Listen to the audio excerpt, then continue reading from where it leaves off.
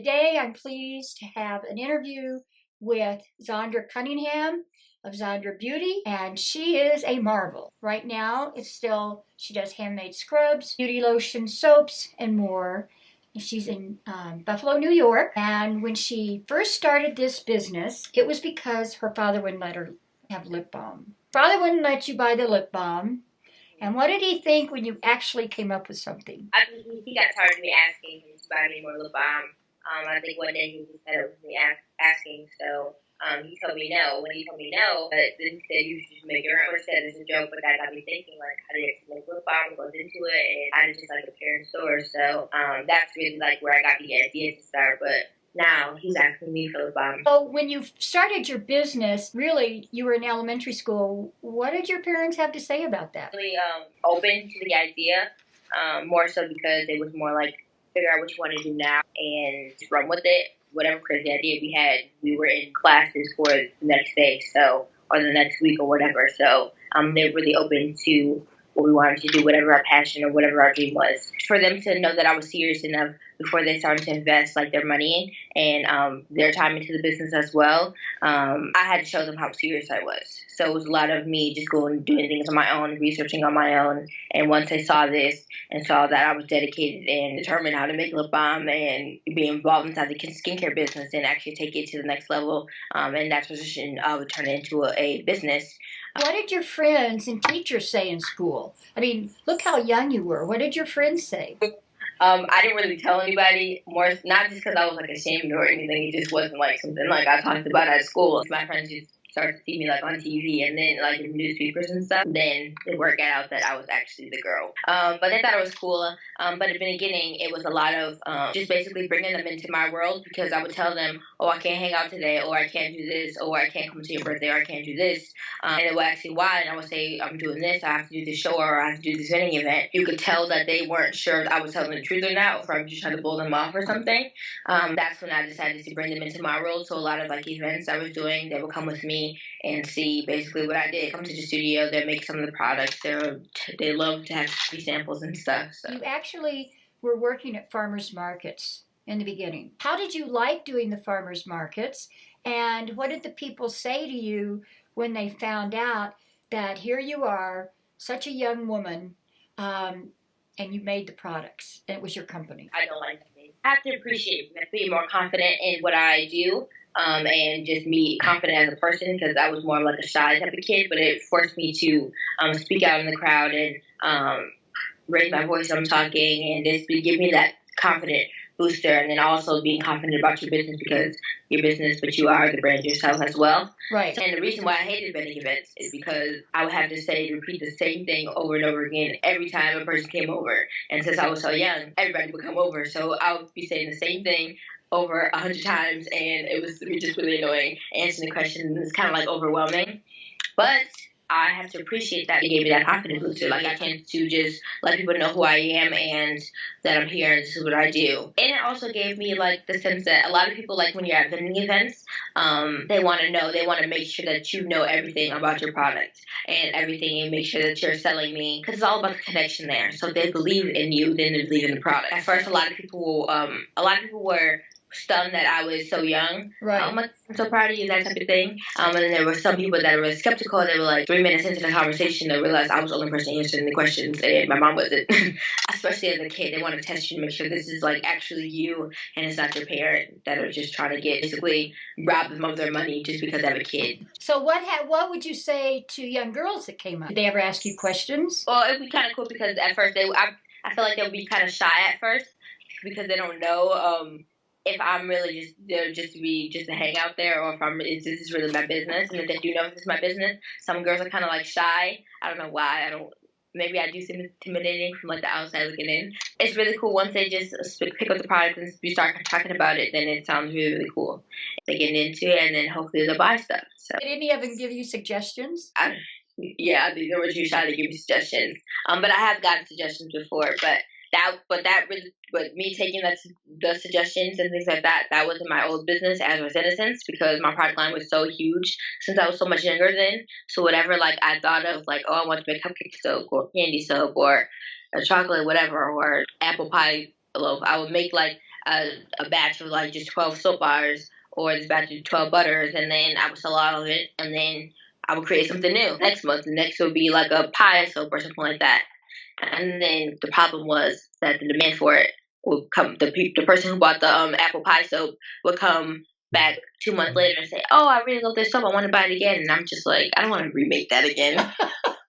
It's the randomness of the product line. So when I rebranded, we picked those 5 different scents, and we actually did a focus group with a whole bunch of teenage girls. Some girls that I didn't know, some girls that were my friends, some girls that I just met and stuff. So they picked the 5 scents that you see now. Oh, great. All right. And then you joined the Kids Biz Small Development Center program at Buffalo State, and when you were 10, I believe. So how did you find out about it, and how did you juggle that program with your school courses? So that was during summer. So how we found about it was that my mom, she was researching kids business programs because she saw that I was serious and I was going through that transition of turning my hobby to a business. Just to get me started and see if I really liked it. Basically, gave my first trial run that summer at the kids business program. Great. And I made my first $82, and I was super excited, and I realized what I wanted to do. Well, you're in high school now. How has your success inspired any of the other kids in school? I would say a lot of them are starting to take like their dreams and their wishes like realistically. Really hold it like, oh, I can never do this, or I'll just take like, since everybody else in my family's doctors, I guess I'll be a doctor too. Like a lot of them are starting to say, oh, I think might want to be a fashion designer, or I want to do blogging, or I want to do something out of the ordinary that's not a part of their family tradition. So a lot of them are now starting to take that I could never out of their level of vocabulary. So that's really pretty cool. Oh, great. Now, I'm just like them in the same classes, and I'm still doing both, so it's manageable. How do you do the same thing when it comes to your social life with your friends? I mean, you're juggling your course business, your public speaking, advising and teaching classes in entrepreneurship, and now you've got a social life. And are you having to do the same thing with your friends that you did in elementary school? Yeah, yeah. It is a lot of the same old. Oh, I can't do this, or I can't do this, or I'm about to tell it. But a lot of it's just they know, like they watch like my Snapchat stories. They'll know if I'm not in Buffalo. And then, how do you find time for the Girl Scout? You are there sometimes as a spokesperson. Mm-hmm. Yeah, so we're connected with the Girl Scouts. I'm a Girl Scout myself, but I'm not part of an official troop. My mom's my troop leader. I'm a Juliet, so I'm an independent one because I don't really have time to be a part of a whole troop with my travel and stuff. So my mom's basically my troop leader, and I go to and I'm sometimes a keynote at some of their events. Like I just did the cookie rally a couple weeks ago. And what did you take in high school, or what have you taken in high school to help you create your products? Chemistry, English. So I took public speaking, and that was really pretty cool because I actually got to teach class because I did like my former TED Talk and stuff. So that's right. New. Yeah. So we actually watched my TED Talk, and then we talked about it, and I actually got to teach some of the techniques that I use before I do public speaking and stuff. So that was pretty cool. And how did that feel to do a TED Talk at your age? I was 14 at the time. I think I was freshman. I think that was my first real talk that I actually did for public speaking. That was like a big stepping stone for me because that was when I actually like worked on it for a month and I had no paper. So, there's a lot of girls that don't like chemistry. So what advice would you give your peers for courses for them to take? I would say to basically, of course, you have to take them all, but not really like to say, oh my gosh, I don't like science. Like, at least know all there is to know about science and like the chemistry and stuff and get involved with them because coding and and especially I go to all-girls school, where I went to all-girls school at Nerdin. Chemistry and math are really like strong there as well. Right. So we have different engineering and different just programs and clubs and stuff. I would say, just explore all your options, and you never know, you might love it. See, I like chemistry, but I didn't like it in school, if that makes sense. Yes, I think the traditional and follow the books and the Common Core and whatever the state regions and stuff. That's what I liked learning it on my own and at my own pace and doing like experiments and stuff like that, like at home with like what I wanted to do. But in class, just sitting there and then going over like the behind the scenes work. You still need to know that. That's not what I liked, but you never know. See, because now like you can say you don't like chemistry, but there's different fields of different the different parts of chemistry that you might be in love with, Right. or Right. math, things like that. And on top of your regular school course, the Minority and Women Emerging Entrepreneurs Program at the Immersive Buffalo Center for Entrepreneurial Leadership, you were the youngest person to graduate from the courses, which is they're really designed for adults. So how did you feel being the youngest person, and how did they react to it? Well, so I did that during the school year because it was a year-long program. It was basically like school. Like, we ended in June. That's when I graduated from the program. I was 13. I was in 8th grade at the time. At first, it was a little intimidating for me. Like, my parents had to come with me. Once everybody like knew who I was and stuff, there's some of the younger businesses that were in there, and some of their stories and stuff. There was no one, that barrier was gone, because it was like, we're all in the same state here. We're like either thinking of starting a business, or in this state with our businesses where you decide, this is really what I want to do. Is this really for me? It didn't matter. So yeah, it was pretty cool. I love that program. Actually, I think last week, we did do like a kind of like a Shark Tank type of thing of pitching your business. Once you develop your business plan at the end of the program, you present your business plan to possible like investors. One of the directors, Miss Alex, she asked me to come there last week to do my same presentation that I did 3 years ago to the class of how I pitched my business plan to them, just to give them an example of what to do, which is pretty cool. So 3 years later, she wanted me to do the same talk. Actually, as I was giving the pitch, I was like, it was terrible, but it seemed really good to me then. Like, as the state of the business was in, it was really bad then, but now it's like actually like really good. Like, the net profit margins were like terrible, but they're really good now. So this was a year-long program, and Yes. you were very young. And how did you balance school with that? I mean, I know it's intense. So only for high school, only freshman year, I went to all girls school.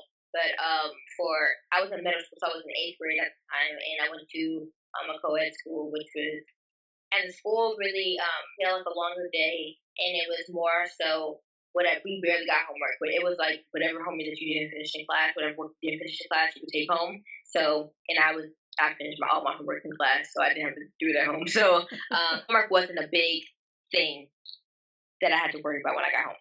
Okay. And also, I had to make sure it was okay with my teachers that every Wednesday from like 8:30 to 11:30, that I would miss like 2 classes. So I just had to make up that work. It was pretty easy. And in high school, it would have been a totally different story. So what was your biggest obstacle in creating the business? Or maybe because of your age, that might be an obstacle, but as you've gone along. A lot of it was people taking me seriously. A lot of people shied away from the idea of a kid owning a business. You can take it as serious as an adult with a business, if that makes sense. Right. So a lot of like local groups would shy away from me, and that really picked me once they realized how old I was. So it wasn't like a lot of no's along the way. Either way, if they said no, then we just went to somebody else, and that person said yes. So like they took a risk on me. They took a chance on me, invited me to the program.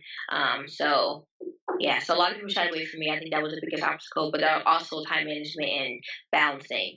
It was really hard for me in the beginning to make those sacrifices and choose a business over my friends. There was days where I said I didn't want to do it anymore. So just overcoming those obstacles and stuff is pretty good. And now it's easier to make those sacrifices. Those sacrifices don't seem as big of a deal.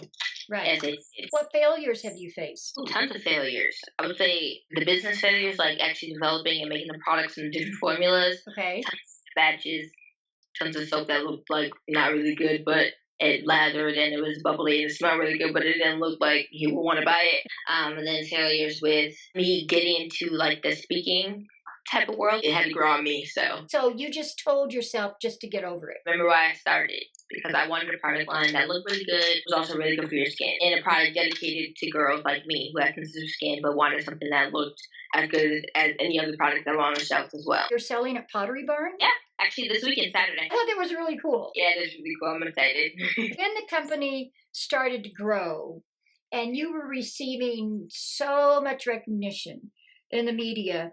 In Buffalo and then nationally. How did that impact the business? You and your parents were on the Today Show in August. So what's coming from that?